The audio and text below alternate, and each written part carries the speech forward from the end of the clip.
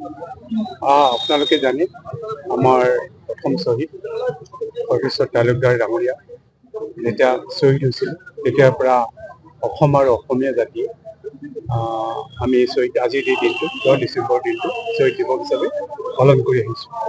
আৰু অসমীয়া জাতি বিশ্ব দৰবাৰত যেতিয়ালৈ থাকিব তেতিয়ালৈ আমাৰ যি 60গৰাকী শ্বহীদ হ'ল অসম আই মাতৃক ৰক্ষাৰ কাৰণে, অসমৰ ভাষা ৰক্ষাৰ কাৰণে, অসমৰ বিদেশী বহিষ্কাৰৰ কাৰণে, অসমীয়া জাতি সুৰক্ষাৰ কাৰণে। এই অসমীয়া জাতি বিশ্ব দৰবাৰত যেতিয়ালৈ জীয়াই থাকিব, যেতিয়ালৈ বিশ্বত অসমীয়া জাতি হিচাপে চিনাকি থাকিব, তেতিয়ালৈ আজিৰ এই জাতিটোৰ যি কাৰণে আমাৰ অগ্ৰজসকলে প্ৰাণ দি গ'ল, তেখেতক সকলো সময়তে অসমীয়া জাতি শ্ৰদ্ধাৰে স্মৰণ কৰিব। আৰু আপোনালোকে সকলোৱে জানে আজি এটা পবিত্ৰ দিন। এই পবিত্ৰ দিনটোত অসমৰ আজি যি সপোন আছিল, শ্বহীদসকলক লৈ যি সপোন আছিল, ভৱিষ্যত প্ৰজন্মই অসমীয়া আন্দোলন 6 বছৰীয়া আন্দোলনৰ ইতিবৃত্তি জনাৰ কাৰণে যিটো সপোন আছিল, এই সপোন আজি বাস্তৱত ৰূপায়িত হৈছে। বৰাগত আপোনালোকে গুৱাহাটী পশ্চিম বৰাগত আজি শ্বহীদ ন্যাসৰ জৰিয়তে যিটো প্ৰতিষ্ঠা হ'ল আপোনালোকে সকলোৱে জানে। তাৰ কাৰণে আজি অসমবাসী গৌৰৱ অনুভৱ কৰিছে।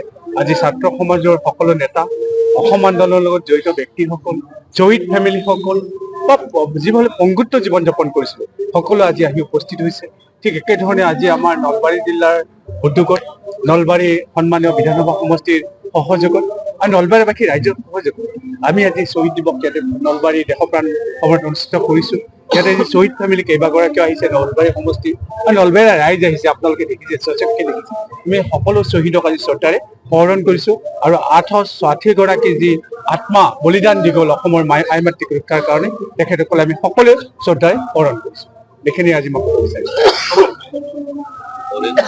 যিকোনো খবৰৰ বাবে যোগাযোগ কৰক 7099017330 লগতে 7099017110 নম্বৰত।